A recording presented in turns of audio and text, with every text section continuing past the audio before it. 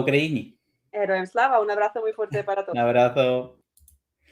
Bueno, gente, pues la verdad que es un placer pues, ver que la gente pues estáis aquí en directo apoyando este especial y nuestro siguiente invitado es una persona muy especial que conoce un montón lo que es la sociedad ucraniana, rusa y que nos trae diariamente un montón de contenido. Y ese nosotros que Juanjo, a ver un segundito.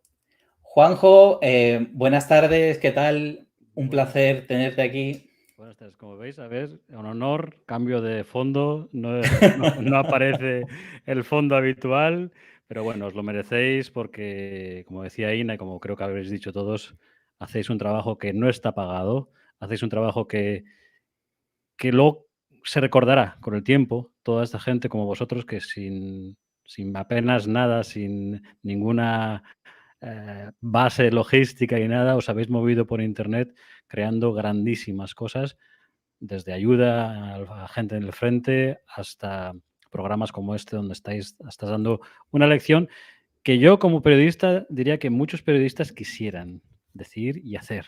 O sea, me parece maravilloso lo que estás haciendo. Yo, no es por quitarme ni nada, pero sí que creo que hago la iniciativa, pero Échate luego... flores, No, no, no, Enrique. no, no, no, hoy no, hoy no.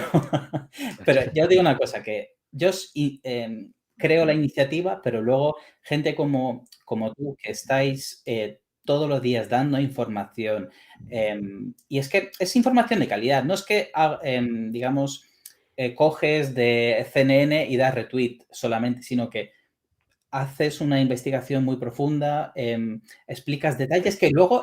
No sé yo si sacar borrachos rusos es investigación profunda, ¿eh? Bueno, Tendría mis serias dudas de que eso se considere periodismo de calidad. no, pero Bueno, yo sí que, a mí sí que la verdad me encanta tu contenido. Fíjate que yo no lo conocía hasta que empezó un par de meses ya de esto de Twitter, porque yo reconozco que con 60 seguidores cuando empecé en Twitter ya estaba perdidísimo y gracias primero a Martín y luego pues a Agón, Ostap, pues ya me fueron pues actualizando un poco, pero yo estaba perdidísimo y cuando conocí tu canal dije, ostras, es que... me encanta porque no, yo sé que no soy imparcial con el tema de Rusia, pero tú intentas mantener pues eso, una neutralidad que a mí, la verdad, me resulta envidiable, la verdad. no te equivoques, yo no soy neutral. Yo aquí no soy neutral. Yo no Bueno, soy para nada. Pero, no sé, yo voy con Ucrania y espero que hagan Ucrania y espero, básicamente por dos cosas. Primero, porque me gusta mucho y amo mucho. Yo he vivido en Rusia y para mí Rusia es como una segunda casa. Mi mujer es rusa. Yo he sido feliz en Rusia. Yo no tengo ningún problema con los rusos, pero sí tengo un problema con el régimen ruso. Tengo un problema con cómo está montado Rusia. Y yo sí quiero que venza Ucrania para que haya por fin una verdadera limpia, un verdadero cambio, darle la vuelta al calcetín. Rusia no puede seguir como está ahora. Rusia no puede seguir siendo el cortijo de un señor que lleva ya 23 años en el Kremlin haciendo y deshaciendo a su antojo. No puede ser. Entonces, cuando tenemos ese sistema, o se cambia desde dentro y cambiar Rusia desde dentro es prácticamente imposible, o se cambia desde fuera. Y estamos en un momento donde podemos tener ese cambio desde fuera. Que sea posible o no, pues lo veremos, el tiempo lo dirá. Pero es posible. yo lo que me refiero al tema de neutral, que cuando hay que dar, digamos, algo positivo a Rusia, tú lo puedes decir. A mí es que me cuesta mucho, por todas las barbaridades que hemos visto, a mí me cuesta darle algo positivo a Rusia. Y eso yo la verdad lo valoro un montón. Pero yo también estoy contigo que ojalá los rusos no tengan que vivir en un régimen como el que tienen actualmente, porque es que entregar flores a Lesia Ukrayinka, que te pidan el DNI como si fueras un terrorista, no es algo normal. Y bueno, quería comenzar la pregunta como con todos los invitados. Quería saber tu, digamos, tu vivencia del día 24 de febrero del año pasado. y la diferencia con este año, si nos puedes contar. Sí, a Marte, yo incluso, ya ahora me meto con el día 24, pero yo ya seguía mucho los discursos de Putin días antes, ¿no? Y ese día 24, yo ya, bueno, lógicamente yo ya estaba con las orejas tiesas, como casi todos o como muchos. Siempre tenías la sensación, obtenías en el fondo pensabas, se tiene que echar para atrás. O sea, yo reconozco, yo no quería creer, no quería pensar que iba a ocurrir lo que era lo más lógico, que invadiera, pero no quería creerlo. Y cuando ya ha llegado el discurso de Putin el día 23, ya a partir de ahí fue un caos. De hecho, hoy estaba viendo una cuenta de Twitter que está rememorando minuto a minuto lo que fue ese día, y hay cosas que no me acordaba. Y fueron cosas que yo recuerdo que me acosté ese día, pues a lo mejor me acosté a las 2 de la mañana, la noche del 23 al 24. Me levanté a lo mejor a las 5 de la mañana y recuerdo que tengo ese día muy borroso. O sea, había una cantidad tal de información de oye, escucha, se dice Radio Makuto que cuenta por aquí, que se ven tanques por ahí, que llegó un momento en que yo estaba completamente saturado y no sabía ya ni qué pasaba. O sea, estaba completamente cao. Y luego aparte, pues, tenía que trabajar, no me acuerdo qué día que cayó. Si hoy es viernes, caería en jueves, imagino. Te El confirmo, del 2022 sería jueves. era, sí, un jueves. Un jueves, porque es viernes o ya jueves. Claro, yo tenía que trabajar. Y aunque yo siempre digo que trabajo en una cueva, pues no, en mi cueva hay gente, no voy a decir más, y esa gente habla ruso, habla ucraniano, habla diferentes idiomas, ¿no? Y fue un día muy duro, muy, muy duro, muy duro. O sea, de una tensión absoluta, absoluta. Era de decir, por favor, que se acabe el día. Y además con la tensión de que por yo, siendo periodista como soy, al final tienes esa vena de plumilla, esa vena de seguir, de querer saber qué estaba pasando. Entonces, cualquier mínimo momento de respiro era colocarte y salir corriendo hacia Twitter, hacia Telegram y ver qué pasaba. Y recuerdo que lo tengo muy, muy, muy difuso todo, muy difuso. Luego, ya con el paso del tiempo, sí, te vas tranquilizando, pero esos días eran de no dormir, de dormir poco, de dormir mal, porque tenías en tu cabeza, yo me acuerdo que yo dormía a dormir y tenía en la cabeza los tiroteos, los bombardeos, los primeros muertos. Claro, estabas viendo prácticamente en directo la guerra. No había como ahora, que a lo mejor ahí se controla más el tema del flujo de la información. No, eso era, oye, que te están bombardeando la casa y a los 2 minutos y medio ya tenías subido en Telegram el bombardeo de tu casa. Entonces era todo muy, muy caótico, muy apasionante, a ver, en el sentido de periodísticamente hablando, muy duro, pero realmente todo muy confuso.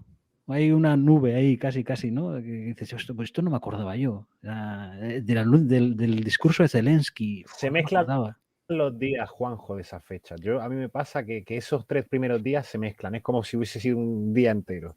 Sí, hay momentos en que dices, pero esto fue el primer día, el segundo día. Oye, el discurso de este Zelensky cuando dijo el Yatut, ¿eso fue el primer día, el segundo día, el tercer día, a la semana? ¿Cuándo fue eso?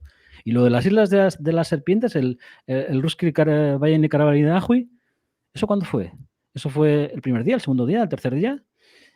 Hay un momento de que pierdes un poco la conciencia de qué está pasando, en qué momento, y además, en el caso de la invasión rusa, eran tantos frentes que llegabas a un momento en que decías, además, yo sinceramente, la geografía ucraniana, pues la desconocía. Y ahora te dabas cuenta, ¿y esto qué está por el norte, por el sur, por el este? ¿Esto está cerca de Kiev? ¿Esto está lejos de Kiev? Era un poco muy caótico y muy borroso todo. Sí, la verdad es que yo comparto contigo la opinión. Como los 3 primeros días apenas dormí, no sé si fue, qué día fue, y lo mismo me pasa a mí, que están retuiteando lo de hace un año y la mayoría de las cosas ni me acuerdo, no me acordaba de las imágenes estas del checkpoint de Kharkiv que pasaron los rusos. no me acuerdo nada y era como un trauma que yo, la verdad, tenía miedo de que el sábado o el domingo no existiese Ucrania. Y eso me dio mucho miedo. Yo me acuerdo de una cosa, yo me acuerdo de terminar de trabajar el viernes y dije, ahora ya sí, ahora ya aquí a full, a meterme en los canales de Telegram rusos, a meterme en Twitter, a meterme a todo. Y recuerdo que me senté aquí en donde estoy ahora y no me levanté prácticamente en 48 horas. O sea, comía, me sentaba, cenaba, me sentaba, dormía 4 horas, volvía aquí, para gran alegría de mi mujer, que estaba hasta las narices, pero fue duro, fue duro. Y con respecto a este... Y a este, a ver, la diferencia es como de la noche al día. Primero hay una esperanza. O sea, para mí lo más importante ahora es que en aquellas primeras 24 horas todos temíamos que Ucrania podía dejar de existir como país.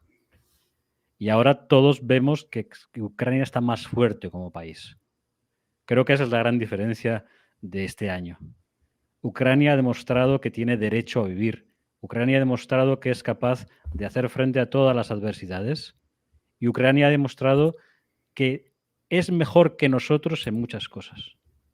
Entonces, creo que esa esperanza que ahora desprende Ucrania y esa esperanza que yo creo que ha contagiado a muchos, y yo creo que eso es la gran diferencia. Hemos pasado de la noche te diría que al amanecer. No todavía al día, porque todavía queda mucho por hacer, pero estamos en el amanecer. Y me ha quedado muy bonito esto, ¿eh? Sí, la verdad, yo creo que voy a hacer luego un clip de esto porque es brutal. O sea, me ha emocionado. Maravilloso, no, un poeta. Aparte de periodista, poeta. Bueno, sé que a lo mejor pedir a futuro es complicado, pero me gustaría saber tu opinión. ¿Tú crees que esto va a cambiar para Ucrania, para Rusia, que veremos una Rusia, digamos, pues perder, volverse democrática, si veremos a Ucrania recuperar sus fronteras o estamos yendo a lo mejor hacia algo más, un conflicto congelado como una especie de Corea del siglo XXI? Yo sé lo que quiere, o yo creo saber lo que quiere el Kremlin, y creo que tampoco es secreto aquí, el Kremlin quiere congelar esto, quiere que se convierta en un Donbass a lo grande, a lo bestia. Pero no tiene que darse eso, porque no creo que se permita. Afortunadamente, esta vez, no como en el 2014, no como en la anexión de Crimea, el mundo ha reaccionado. Ucrania no está sola. Y creo que no se le permitirá a Rusia conseguir lo que busca.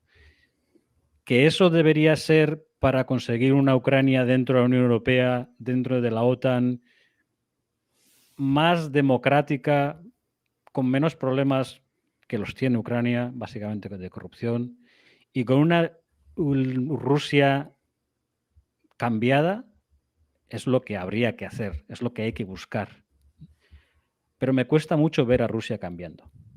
Me cuesta mucho, porque es un país que ya se ha demostrado que nunca en la historia nunca ha tenido periodos de libertad donde haya salido bien. Si tú te remontas en la historia, tienes los zares, los comunistas, en los años 90, sí, ellos dicen, en los años 90 no teníamos comida, pero éramos felices, teníamos libertad, pero llegó Putin. Entonces, nunca han sabido aprovechar las oportunidades. Entonces, me cuesta mucho ver a una Rusia con los estándares de Europa. Quizá tiene que buscar su camino. Rusia tiene que buscar su camino, ser Rusia, sin molestar a sus vecinos, sin ser una imperialista, sin pensar que todos están contra ella. Tiene que buscar pues, bueno, sus caminos comerciales, culturales, ser un vecino más y un buen vecino, a su manera, con sus cosas. Y dentro, pues tendrá sus problemas, pero creo que Rusia debe buscar su camino. No tenemos tampoco que meter a Rusia o intentar meter a Rusia en lo que es nuestra idea de país occidental, porque no es diferente. Rusia es diferente. La siguiente pregunta que me han hecho tantas veces que yo la verdad ya he perdido la cuenta, que ni siquiera suelo decirlo porque estoy tan quemado. Me preguntan es, Rusia, que es el país más grande del mundo, con una población por su territorio bastante bajo, ¿por qué tiene ese afán de expandirse? Como en Año Nuevo, no sé si te acuerdas, dijo, no me acuerdo quién es el que dijo, en Nravica no Россия расширяет. Pues eso, que sigue expandiéndose. Te guste o no te guste, que Rusia sigue expandiéndose. ¿Por qué ese afán, no sé si del gobierno o de la sociedad, de siempre seguir expandiéndose, aunque solo vivan 3 personas en ese A ver, país? yo creo que ahí quizá debemos diferenciar lo que es Rusia como pueblo, como gente, y lo que es el gobierno. Yo creo que lo dije en un vídeo en Crónicas de la Estepa Rusa, en uno de los discursos de Putin, tenía un aire, Putin tenía un aire muy mesiánico, ¿no? Esa idea de parecerse a uno de los grandes zares, ¿no? Un Catalina, un Iván, a un Iván el Terrible, un Catalina la Grande, un Pedro el Grande, un Alejandro. Entonces, yo creo que tiene en su cabeza eso, el pasar a la historia. Y para Rusia, si Putin mira a esa gente, mira a esos grandes zares que tuvo Rusia, esos grandes zares fueron zares conquistadores, o fueron zares por lo menos que ampliaron las fronteras de Rusia. Y yo creo que está en eso. Entonces, yo creo que debemos hacer una distinción entre lo que es Rusia como pueblo y Rusia como clase dirigente. Mientras esta clase dirigente esté, seguiremos en las mismas. Hay que cambiarla. Si no, no vas a cambiar nada. Y más teniendo en cuenta que, a ver, tienes un señor que fue espía del KGB, que siempre ha considerado que la caída del muro de Berlín y de la desintegración de la Unión Soviética fue algo trágico, y vive en esos esquemas mentales. Y no vas a cambiarle sus esquemas mentales a un señor de 70 y pico años, como es Putin. Entonces, o entra sangre nueva o seguiremos así. ¿Crees que va a cambiar el gobierno o, por desgracia, no tenemos...? No. O sea, no. Tenía, cuando empezó la guerra y cuando empezó, pues yo creo que cuando, en ese momento que se retiraron de la zona de Bucha, de Irpin, de los alrededores de Kiev, y yo sí tuve alguna esperanza de que se formara un contubernio. Yo siempre lo he llamado un contubernio tipo ejército, FSB, oligarcas, que pudiera desplazar a Putin del gobierno, quizá por ese gran fracaso, ¿no? Pero una vez pasado ese momento, se retiraron de Kharkov, se retiraron de Gerson y no pasa nada.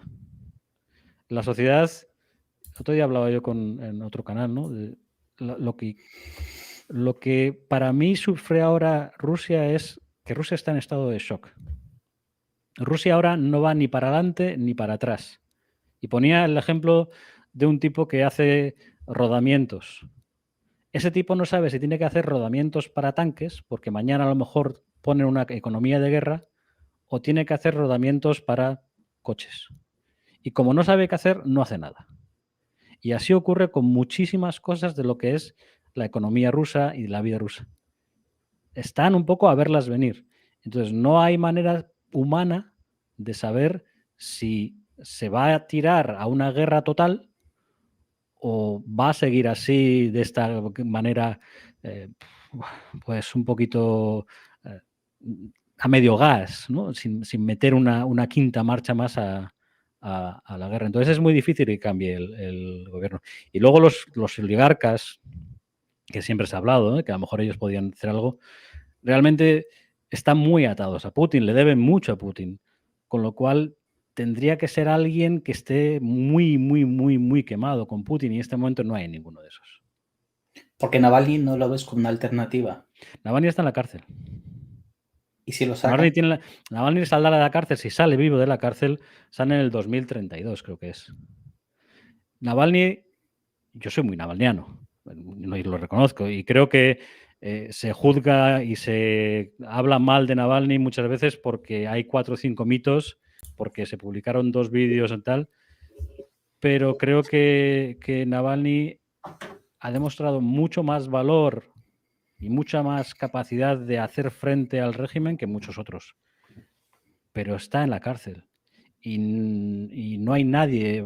Karamursa, otro opositor que tiene peso, que tiene tal, está en la cárcel. Nemtsov, que era el gran opositor, está muerto.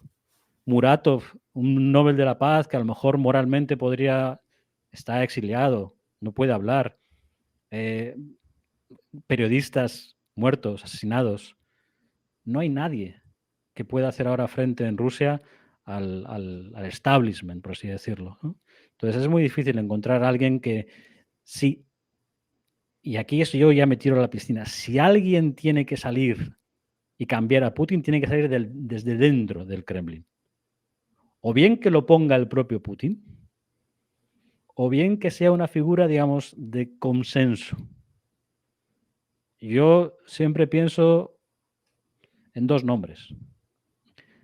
Uno, Mishutin, el actual primer ministro, tipo basado sobre todo muy en la economía y tal, y sobre todo una mujer como Nabiulina, la jefa de la directora del Banco Central ruso, que está haciendo milagros realmente en la economía rusa. Está manteniendo como buenamente puede la economía rusa. Es una mujer que todo el mundo entiende que está en contra de la guerra y hace lo que hace porque tiene que hacerlo, porque no tiene otro sentido, pero sí podría ser una figura de consenso. Pero bueno, esto es kremlinología, ciencia ficción, modelo Isaac Asimov, ¿eh? Ya te digo. Iba a preguntar si algún compañero quiere hacer una pregunta para no acaparar yo todo el espacio. Alfonso, que te veo ahí. Vale, se me escucha, ¿no? Sí. Un placer, Juanjo, estar contigo. Encantado de verte y conocerte. Nada, quería preguntarte yo una cosa un poco más o menos básica.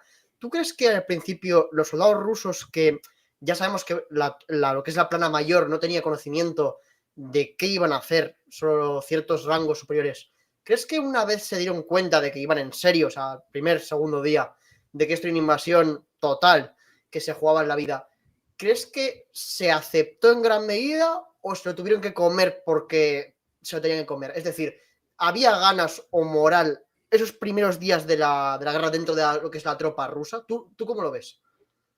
La tropa rusa es profesional. Eso es.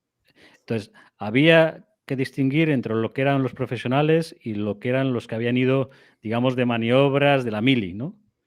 Que teóricamente, bien rápido sacaron, después de verse algunos casos que habían ido sin saberlo, porque esa gente sí que fue sin saberlo, en cuanto hubo alguna baja, lo sacaron. De hecho, es verdad que no se ha vuelto a saber cifras, pero no parece que hubiera muchos más, digamos, haciendo el servicio militar muertos en Ucrania esos primeros días. El resto no, el resto son profesionales. Y durante 20 años, 23 años, el sistema ruso, Putin, la propaganda, les ha estado dando la matraca. Entonces, cuando un tipo es profesional, cuando un tipo trabaja para un Estado, a lo mejor no le gusta, pero es su trabajo y no le va a decir a su coronel, a su teniente que yo no voy.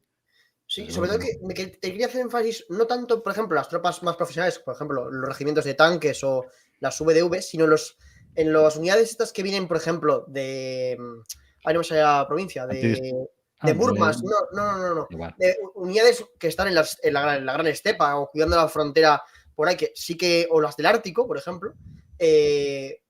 ¿Tú cómo ves esas? Porque eso sí que cuando llegaron muchas bajas, por muy profesionales que sean, sí que hubo un poco de revuelo, o por lo menos yo lo noté así, ¿eh? Los primeros días de la guerra sí que se notó que se habían empleado unidades que no debían de haberse empleado. Por ejemplo, la del Ártico, que la ha mencionado antes, es muy buena prueba de ello. A ver, yo creo que vengas del Ártico, vengas de Magadán o vengas de Vladivostok, eres profesional y vas a donde te llegan. Cómo actuó Rusia, que eso vosotros sabéis mejor que yo, sea un convento, una conjunción de disparates de 3 al cuarto, pues sí, probablemente. pero no creo que un tipo de Vladivostok se preguntara qué hago yo aquí. No, yo soy profesional, yo soy militar, yo soy ruso, mis jefes me dicen que tengo que ir ahí y yo voy. No creo que haya... Otra cosa es que luego, con el tema de los movilizados, de los voluntarios, pues haya fallado absolutamente Ahí cambia todo. la cosa, claro. Ahí cambia, ¿verdad? Mira, otra pregunta, Juanjo, que al final voy a acaparar todo, pero bueno, es que tengo muchas preguntas. Una de las cosas que se dice que Rusia no puede tener un líder débil porque entonces surgirían problemas como con territorios como puede ser Chechenia, que tengan esa ganas de independizarse porque noten que el gobierno central es débil. ¿Tú compartes esa opinión o realmente hay alternativas que se puedan dar? A ver, entre las alternativas que se barajan, y es lo que mucha gente que estudia la kremlinología, es que ante una falta de Putin sí pudiera haber problemas en provincias básicamente alejadas del centro de poder. Llámese las provincias del Cáucaso, Tatarstán, Yakutia, toda la zona de Vladivostok, podrían estar tentadas a rebelarse. Pero también en los años 90, cuando cayó todo y cuando aquello fue un desastre y cuando la gente no tenía con qué comer, excepto Chechenia, y el resto no hizo nada. O sea, no hubo ningún levantamiento, no, se aceptó que tenían que estar dentro del paraguas de Moscú. Y mientras Moscú siga regando de dinero, pues no habrá problemas. O sea, al final Chechenia es Chechenia y es Chechenia la que conocemos ahora porque está regada de dinero de arriba abajo. Tatarstán es otra provincia que podría dar más problemas porque tiene una cultura propia, un idioma propio, pero también es una provincia, un oblast una república, mejor, muy beneficiada por el Kremlin. Tiene sus propios impuestos, tiene sus propias formas de conseguir dinero. Entonces, yo creo que en ese sentido es una opción, por supuesto que hay que planteársela. Podríamos hablar de un desmembramiento de Rusia, por supuesto, un país tan grande es una cosa que tenemos que tener en cuenta. Pero ahora yo lo veo como una posibilidad solo en el caso de una caída brusca de Putin, del poder. No me refiero a caída de una ventana, que ya sé por dónde vais, sino que, digamos, que de repente haya un vacío de poder y entonces se pueda pensar en eso. Pero me cuesta verlo, me cuesta. Si Rusia perdiese territorios como en un hipotético caso. Esto siempre es what if, ¿no? Que si pasa. Por supuesto. Claro, si se separase, ¿tú crees que sería menos agresiva o le pasaría, por ejemplo, como en determinadas épocas a Serbia, que estaría igualmente deseosa de recuperar su estatus de superpotencia, de volver a ser grande? Y esto, digamos, es como algo, una maldición que va a llevar siempre, que es intentar recuperar el poderío máximo que siempre tuvo como imperio. ¿O no se sabe? Yo no tengo ni idea. Sinceramente, cuando hablas de Rusia hay tantas variables y hay tantas cosas que dices, ¿esto por qué lo hacen? Que es muy difícil a veces entender. Ellos hablan del alma rusa, ¿no? El alma rusa a veces es un poco inescrutable, son como los caminos del Señor, ¿no? Entonces, el alma rusa para unas cosas es así, para otras es así. No lo sé, no te puedo decir. Es que a mí personalmente me da un poco de rabia cuando hablan del Ruski Mir, ¿no? Y luego el Ruski Mir solo se centra en los blancos de Bielorrusia, Rusia y Ucrania, porque los otros es como mis vasallos, pero realmente no los considero como esa parte de, digamos, de iguales, porque porque en ese sentido Rusia es un país muy racista.